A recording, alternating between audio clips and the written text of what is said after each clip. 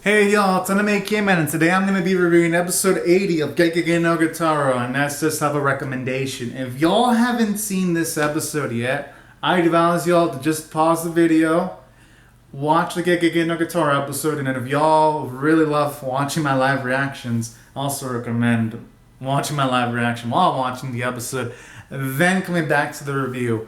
Okay, now that I'm assuming y'all have watched the episode, or if y'all don't mind spoilers at all, wow. This episode is one of the saddest Gegege no Kitarou episodes by far in this series. And let me explain why. From the get-go, this episode kind of already shows you that the situation for Tagaki is pretty much screwed. Because from the get-go, you see this yokai called Omoraki pretty much go towards this woman. You see her hand fall on the floor and instantly turns to bones. And when I was live reacting to it, I was like, yeah, this woman's probably gonna die. Because part of the way I was thinking, okay, maybe hopefully this woman gets kidnapped. No, like when her flesh turns to bones, I was like, she's dead.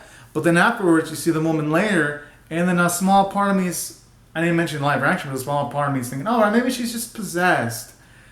But then as the episode progresses, you get foreshadowing that no, Tagaki's mother is dead.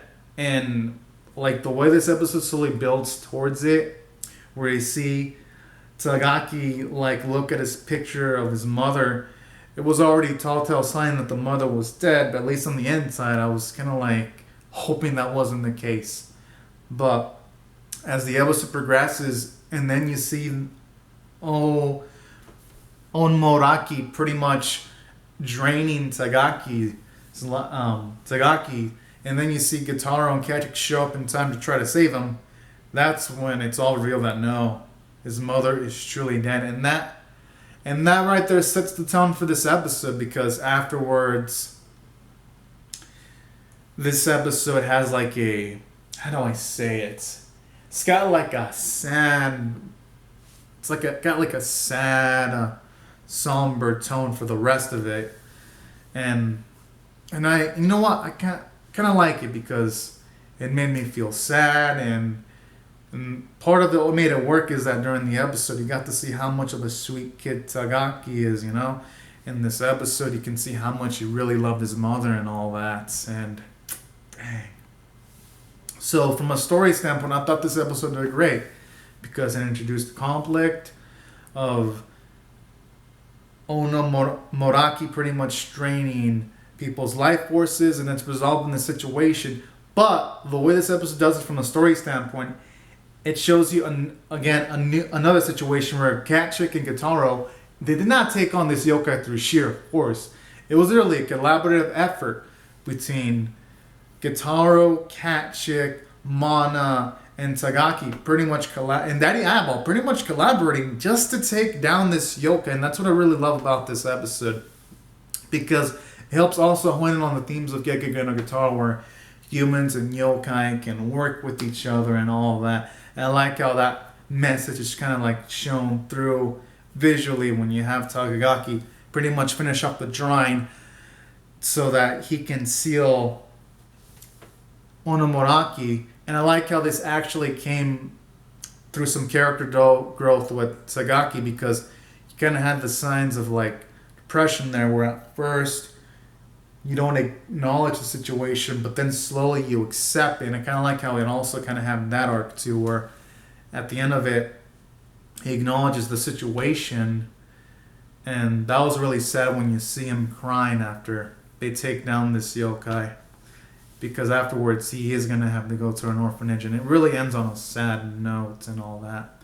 So that's why I thought this episode did great from a story standpoint, because not only to do all that, it also has to have the theme of it's not really right to cling on to your parents too much, and eventually you're going to have to eventually be able to move on your own. It's just really, really sad that in Tagaki's case, though, he's going to have to do it way sooner than any child should. And that's what really makes it sad. But honestly, that is a message that even viewers of any age even adults could take that message and stick with it, you know? So I feel episodes like this are gonna make Gegege no Kitarou age beautifully.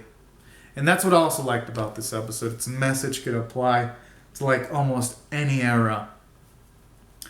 And then aside from having a positive moral message, a sad, sad conclusion, this episode also had bits of humor too here and there. Like when they were trying to fool Onomoraki so they can see him. I like how there was a sequence where Cat Chick uses Kitarou's dorky ass glasses and Kitarou dresses like an old man so that they can draw a picture so that they can seal Onomoraki because they can't beat this yokai physically because it just keeps on regenerating, so they gotta seal it. So I also like that factor about this episode too, because it made the yokai feel much more fearsome, made it feel like much more like a threat. And it made this yokai feel like much more like a threat because in most yokais in Gegege no Kitarou, when you see a yokai kill someone, it's usually someone of no importance. But this time, no. This episode, it felt painful because this yokai did kill the mother of someone that was extremely likable, and that's also what gave it a lot of impact. So when this yokai was taken down, I felt a sense of satisfaction, but at the same time, I felt like it was like still sad because I wasn't cheering. I was just feeling like, dang man, poor kid. And that's what I like about this episode, you know? This episode just made me feel a string of emotions. It made me feel happiness when it came to some of the comedy. It made me feel sadness, distress. Just made me feel a range of emotions. And that's why I thought this episode was great from a story standpoint and great from a character standpoint because it made you care for Tagaki because he found out his father actually died a while ago too. And that was also kind of sad. I was like, dang. And on top of that, you get some character development from Mana too, because when Kitarou and Cat Chick are about to fight the Onomoraki yokai, they even tell Mana to stay away because this yokai is stronger than usual. And right when Kitarou and Cat Chick get defeated, you have Mana come in to actually help out. So that's another feature I like about this episode. Because you see Mana's maturity, because if it's a really extreme situation, she isn't going to interfere unless she has to. And I like that about this episode. Because it also shows you more of Mana's bravery where, yes, she's more mature not to step in, but when she knows when to step in, when she needs to help. And I like that too.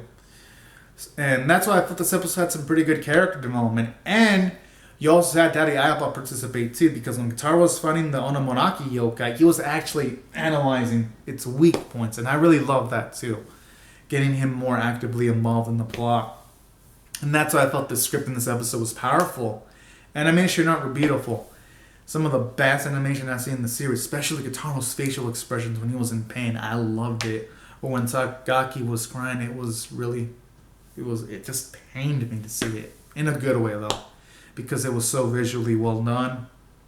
Voice performances are amazing, and that's why y'all will probably figure out what type of score I'm going to give just by the way I've talked about it. But to get rid of any doubts, this episode is a 10 out of 10.